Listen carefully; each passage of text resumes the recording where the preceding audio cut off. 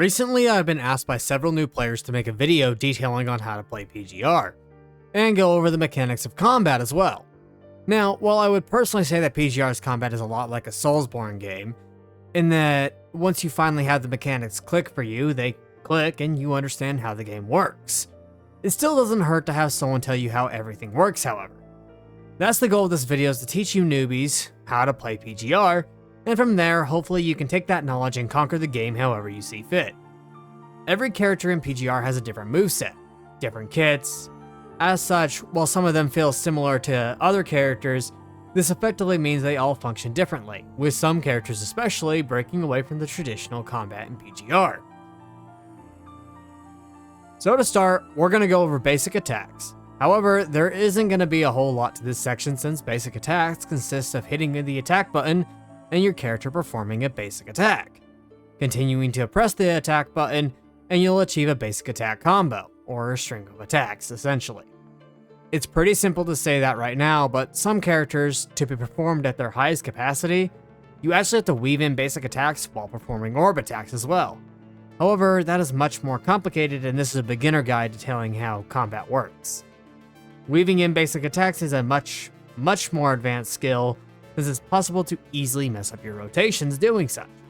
Speaking of signal orbs, there are 4 different types of signal orbs, and yes, I know some of you veteran players are probably furiously typing in the comments about how I'm wrong. Except I'm not, and I'm gonna explain how.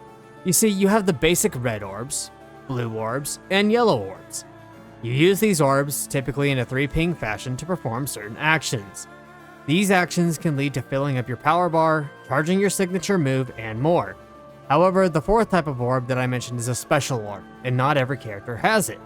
And the ones that do have special orbs actually have different variations unique to them. For instance, you 3-ping with Lamia and you get a special orb. Do 2 3-pings and you get an enhanced special orb, and do 1 more 3-ping in her mermaid form and you have a max powered special orb.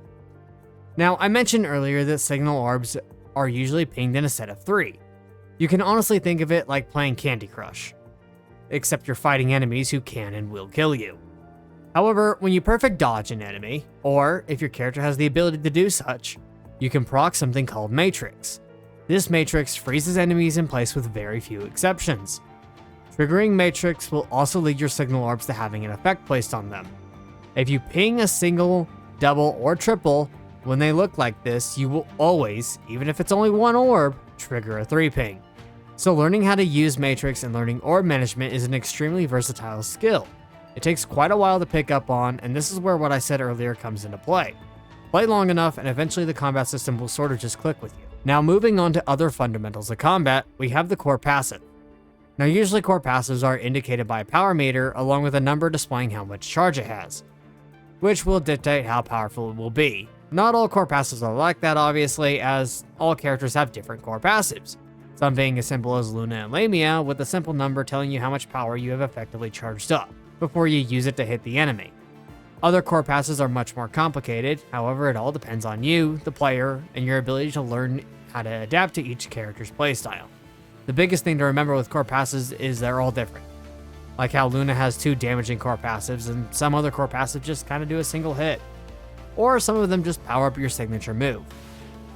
Now, let's talk about the flashiest of flashy moves in PGR. That's right, we're finally going to cover signature moves. These are your ultimates, and while some characters get more damage from their core passives, most of the time your signature move is going to be where the majority of your damage lies. Sometimes signature moves power depend on how many pings you perform, like with Lee Hyperreal or Watanabe Epitaph. Or they rely on your core passive like Lamia Lost Lullaby. Just like with core passives, they're all different and have different ways to get signature move faster or just make the signature move stronger. This is also a good place to talk about the differences between Gen 1 and Gen 2 and 3. You see, older characters, up to Live Imperia, are considered Gen 1, and from Live Imperia forward, they're considered Gen 2 and Gen 3 respectively. Now, the difference between Gen 1 and 2 and 3 is time lag calculation, or time stop for short.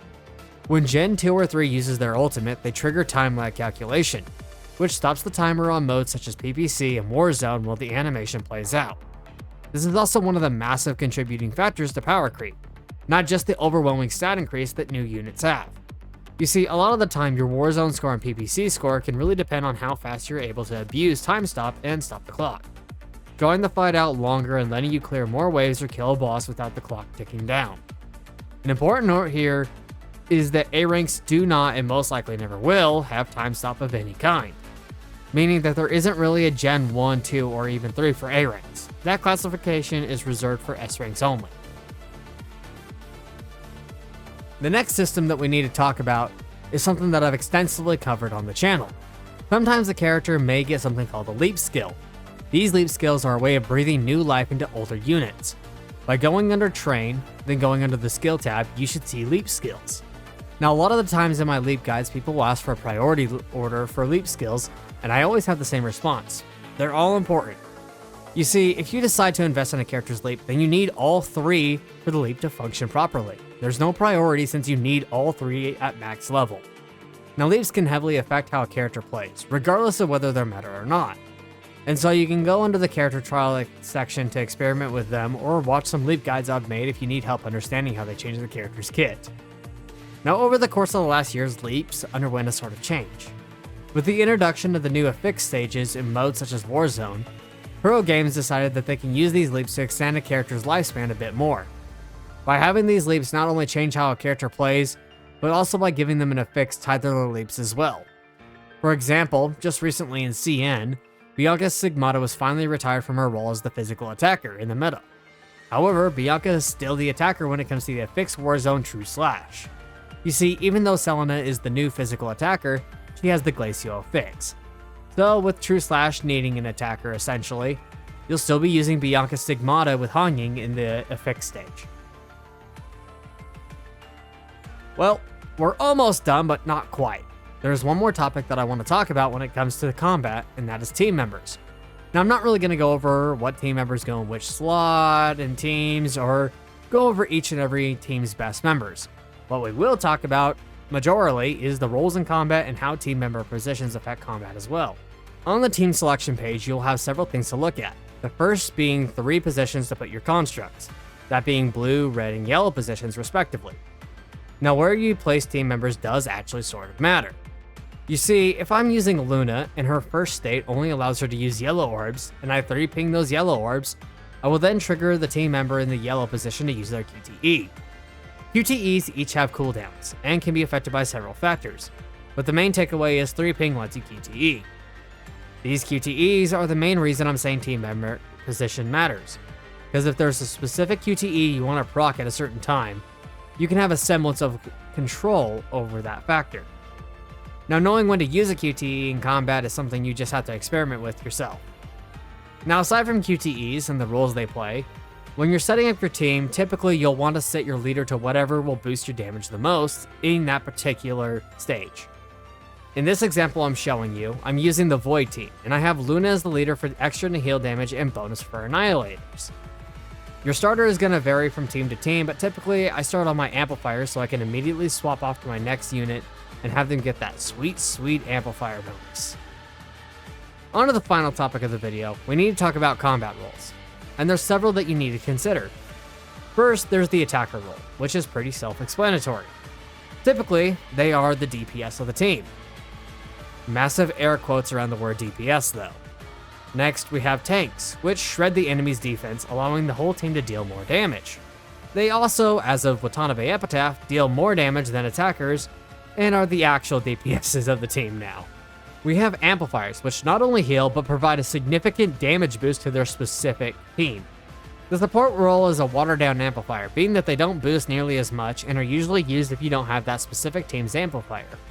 You also have the Uniframe class, that technically no longer matters, and they have a debuff when paired with Omniframes. However, that is set to be removed as of Soaring Beyond's patch in Global. And finally, in unique roles, there's currently only 2 unique roles in PGR. The first belongs to Luna Oblivion, as she's the only Annihilator in the game. The other unique role is going to be the Observer, which we don't have in Global right now as of the making of this video, but that role is going to go to Ishmael when she debuts. Now, typically a team is comprised of an attacker, a tank, and an amplifier. Now, sometimes you may not have specific teams' amplifiers. Now, typically you would replace the amp spot with a support unit instead. The only team that really breaks this trend, of course, is the Void team. This is simply because Luna and Ishmael have their own unique roles to play in combat, with Luna replacing the attacker role, and Ishmael replacing the tank. Now, yes, I know that Ishmael can replace the amplifier role as well, however, her tank buffs compared to her amp buffs are just better. This is why you see CM players using Luna, Ishmael, and their strongest amplifier. Now, I think that just about covers everything I wanted to talk about when it comes to PGR's combat. If I missed anything, let me know in the comments down below and I'll be sure to update the guide as needed. This video was mainly intended to help new players become more accustomed to what to expect. However, when it comes to outright learning to play, experience is the best teacher, and the longer you play, the more you'll understand. Even now, I'm still trying to learn orb canceling and struggling very hard to do so. So with time, you'll just get used to the combat. If you liked the video, please hit that like and subscribe, and hit that notification bell as well to be notified whenever I drop a new video or go live. I have a growing Discord full of PGR and WUA homies who are more than willing to help new players, so be sure to join that. With that, everyone, have a wonderful rest of your day, and I'll see you on the next one.